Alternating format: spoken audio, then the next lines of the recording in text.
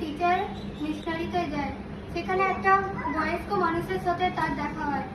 সেই বয়স্ক মানুষটা তাকে জিজ্ঞেস করে যে তুমি কি নতুন টিচার? সে বলে হ্যাঁ। তারপরে সেই বয়স্ক মানুষটা তাকে জিজ্ঞেস করে যে তুমি কোথার থেকে এসছো? সে বলে আমি ব্রাজিল থেকে এসেছি। তাহলে তুমি অনেক দূর এসছো এখানে, এখন থেকে তুমি আমার ছেলে আর আমি তোমার দেখাশোনা করব। তারপরের দিন শনিবারে সেই মহিলাটা নিজের স্বামীকে দেখাতে, তার পরিচয় দিতে তাকে নিয়ে যায়। আর তার স্বামী বলে যে তুমি তাহলে আমার ছেলে, তোমাকে বা ঘরে থাকার বা কোনো খাওয়ার জন্য কোনো চিন্তা করতে হবে না, শুধু তুমি নিজের কাজ করবে আর আমরা তোমার দেখাশোনা করব।